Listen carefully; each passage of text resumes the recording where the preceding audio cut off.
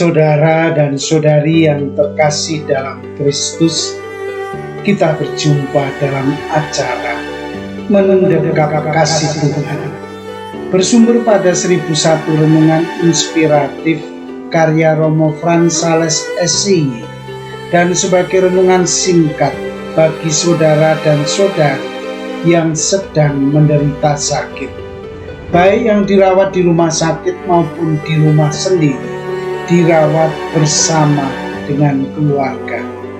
Dengan saya, Romo Valentinus Tejantara SCY dari komunitas SCY Teluk Betung, Lampung.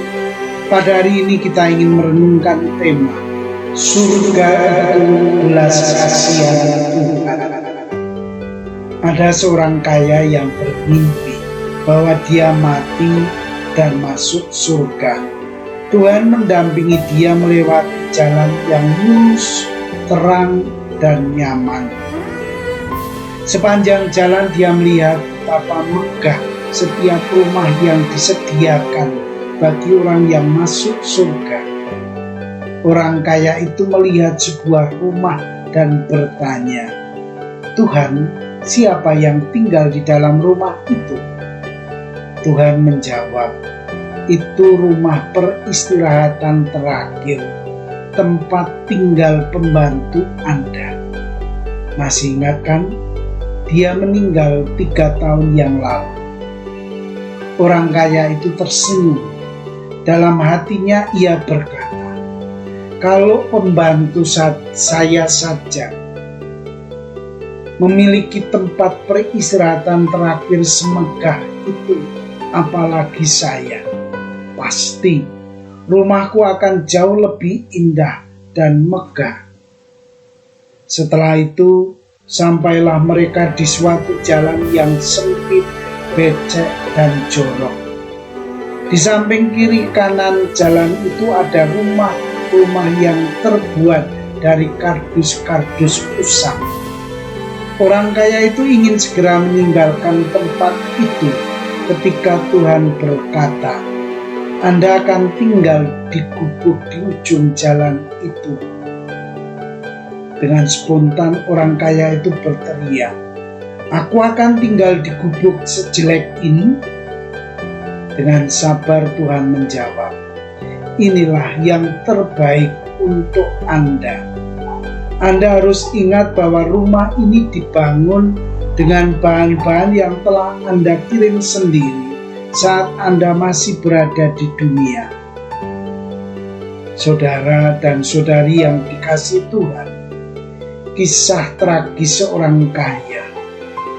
Mengapa bisa terjadi begitu? Apakah orang kaya sulit sekali masuk surga? Kisah ini mau mengungkapkan bahwa surga itu bangunan manusia sendiri. Manusia dapat membangun surga mulai dari saat ia hidup di dunia. Cara membangunnya bukan dengan mengumpulkan harta kekayaan sebanyak-banyaknya, tetapi membangun surga dengan berbuat baik sebanyak mungkin bagi sesama. Namun hal ini mungkin belum cukup. Manusia mesti menyadari bahwa harta kekayaan yang dipunyai itu milik Tuhan. Di hadapan Tuhan, manusia itu tidak punya apa-apa. Semua yang dimiliki itu sesungguhnya milik Tuhan. Manusia sebenarnya hanya pinjam pakai untuk kehidupannya di dunia ini. Manusia hanyalah hamba yang mesti selalu menyerahkan seluruh hidupnya kepada Tuhan. Soalnya adalah, apakah perbuatan-perbuatan baik itu sudah menjadi jaminan untuk masuk surga? Tentu saja belum. Tidak ada seorang manusia pun yang memberi jaminan seseorang masuk surga. Hanya Tuhan yang memberikan jaminan bagi manusia untuk masuk surga. Masuk surga itu rahmat dan belas kasihan Tuhan. Tuhan bebas memberikan surga kepada siapa saja. Perbuatan-perbuatan baik manusia bukan menyogok Tuhan agar kita masuk surga. tetapi perbuatan-perbuatan baik kita itu menunjukkan eksistensi kita sebagai manusia. Kita mesti selalu peduli terhadap sesama karena Tuhan peduli terhadap kita.